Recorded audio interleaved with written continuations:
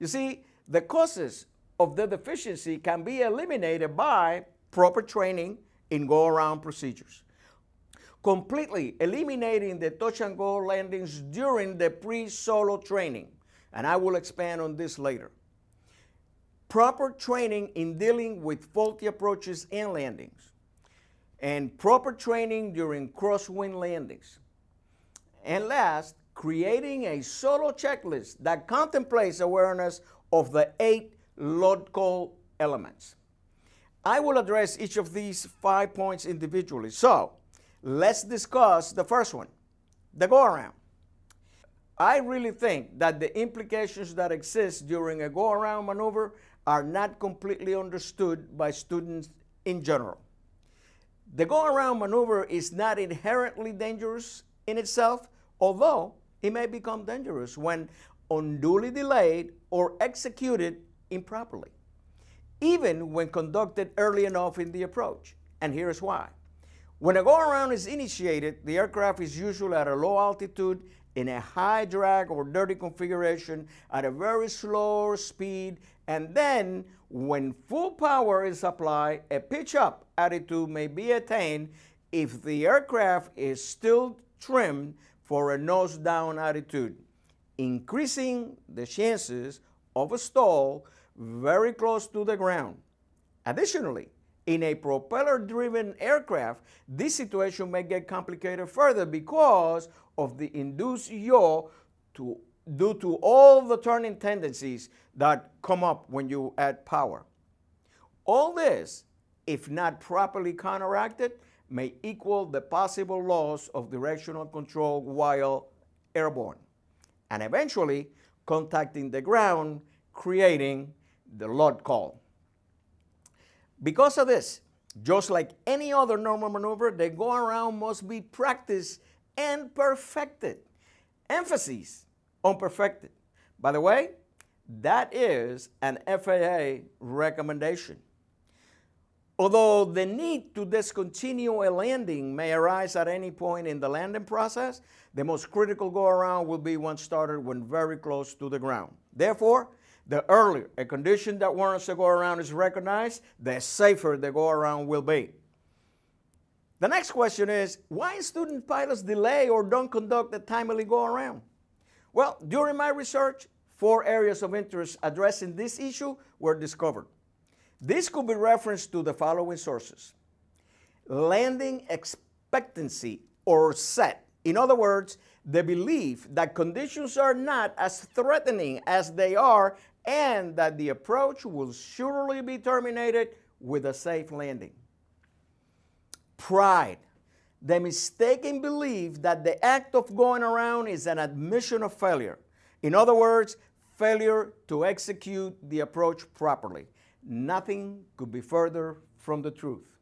Next, not being confident in performing the go-around maneuver due to the lack of proper and extensive training. The next one is students being trained to save the landing at all costs. In other words, we're going to land this airplane no matter what. That is a bad thing. It truly amazes me how little emphasis has been placed in teaching the go-around.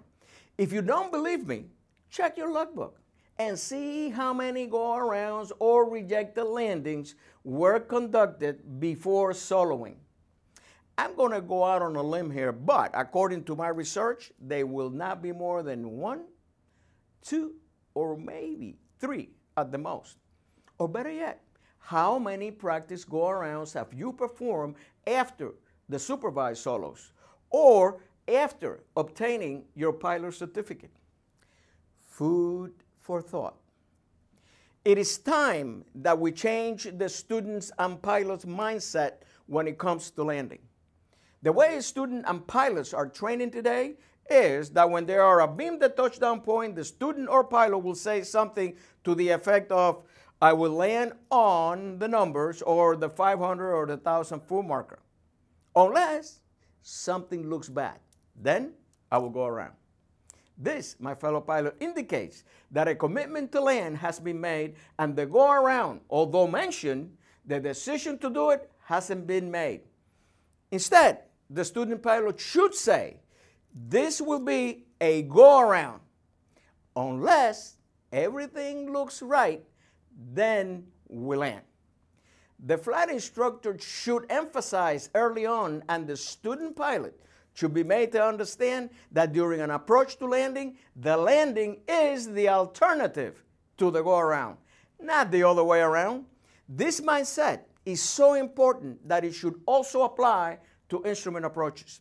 If taught this way, the commitment is to go around, not the landing. This, I think, will be a way to change today's culture in teaching go-arounds and avoiding load call. Now, my preferred item, the touch and go. But before continuing, I have what I call a $64 billion question. How much time does the average student pilot spend on learning landings? Think about that for a minute. When I ask both pilots and CFIs this question, the answers range anywhere between 8 and 12 hours. However, according to my research, the average time, my friends, is about 9 minutes. You see, the question addresses a very specific area, the landing. Please note that the landing begins at touchdown and ends exiting the runway, except the crosswind landing that ends at the tie down.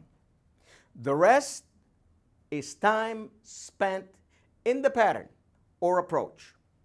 I guess by now you are thinking, where is he going with this? Well, I'm trying to address what I considered the second cause of load call, which is the touch and go. You see, my friends, the landing begins when the airplane touches down, and when the student pilot begins raising the landing flaps and applies power, the landing phase ends and the takeoff phase begins. If you time the length of this process, is about 6 seconds on average. My research showed that the average amount of landings performed by students from 0 to solo is approximately 82.5. So, for the sake of simplicity, let's round that up to 90. If you multiply 6 seconds times 90, you will have 540 seconds. And if you divide 540 seconds by 60 seconds, you will come up with 9 minutes. That, my fellow pilots, is approximately how much time a student pilot spends learning how to land an airplane. And yet, we can't figure out why we're having so much problems with load call. Seriously? Why is the touch and go part of the training? The touch and go is being used as a teaching tool when in reality it is a practice tool. The only advantage of the touch and go is that it does reduce time and expenses when practicing approach and landings. Emphasis on practicing what you already know. There are conflicting opinions about how the touch and go was introduced in aviation. Some say the military aviators, others say the airline industry. I really don't know. What I do know, however, is that the touch and go was created to practice what you already knew, not to learn how to do it. How does the touch and go specifically affect the learning of landings? Well, let's look at the student's reaction during the approach, the touchdown, the rollout, and exiting the runway when conducting a touch and go. Let's see what happens during the approach. It is practically impossible for students to concentrate on the approach when they are concerned about the takeoff. You see, the focus is shifted to, will there be enough runway left? Will the airplane have enough energy to complete a successful takeoff? In other words, very little learning about the approach itself is taking place. Now, let's talk about the touchdown. During the touchdown, the focus shifts rapidly from the follow-through on the controls during the landing to the control inputs required for the takeoff. The majority of the times, the additional power masks the touchdown and rollout errors, meaning that the student is very seldom exposed to these errors and their corrections, especially if there is an existing crosswind. Oh, let's talk about the rollout. Well, here's one of the main problems. There is no rollout because it is interrupted by the application of power and the transition to the takeoff. This segment, in my opinion, is the most important one because as the airplane starts to slow down, the effect of the control should be intensified as opposed to the takeoff, during which normally the flight controls are generally relaxed, especially when the airplane speed is at or very close to rotation speed. This lack of knowledge and proficiency is extremely important, especially if any crosswind is present. Now let's address exiting the runway. This segment of the landing process is practiced only during the last landing of the touch and go session. Therefore, the good habits that form in learning the transition from the ground roll to taxiing on the runway and the proper techniques to exit the runway are very seldom practiced. In other words, understanding how the airplane behaves when it begins the transition from being an aircraft and becomes a land craft. This is a very important piece of the puzzle. But this gets better though, because then the CFI has to conduct corrective instruction of the elements that were not performed satisfactorily during the touch and go. This segment is extremely important since it's the opportunity for the CFI to explain to the student what was done incorrectly during the previous approach and landing and what corrective actions to take. Unfortunately, this corrective exchange normally takes place during the climb out or when flying the pattern, a time when most students are preoccupied by traffic pattern altitude, headings to turn 2, arriving or departing traffic in the pattern, lowering the landing gear, and or ATC instructions. I strongly believe that this corrective instruction in flight is also a contributor to gear up landings, but that's just me. The corrective instruction should take place on the ground at the departure end of the runway with the airplane stopped, so the CFI has the undivided attention of the student. Why I do not recommend the touch and go?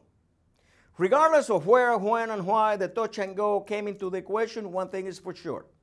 During touch and goes, takeoffs, and approach and landings are not properly learned. The chances of losing control at or after touchdown are significantly reduced by conducting full stop landings and taxi back. Not even stop and goes are recommended. I have brought this to the attention of a few schools in the district and they have adopted this policy. So the word is no touch and goes during pre-solo training. If I was FAA king for a day, there will be no touch and goes, period. This, remember, is just my humble opinion. Now, let's talk about student pilots in proper training during existing crosswind. This comment about crosswind landing is strictly sharing how I taught them. I believe that student pilots should be taught the simplest way to learn a procedure or maneuver. In other words, if there are two methods to do a certain procedure or maneuver, and one is simpler or less complicated than the other, then the simple one should be taught first. In learning how to land crosswind conditions, there are two methods used for this purpose. The wind-low method or side-slip method, which is the simple method, or the crabbing or kick-out method, which is the complex method. The original method used for landing in crosswind was the wind-low method. It is easier to learn and to perform. The crab or kick-out method, on the other hand, became very popular as a result of the swept-back wing with the jet era, because it is almost physically impossible to conduct a low-wing method all the way to touchdown without scraping either the wingtip or the engine nacelle.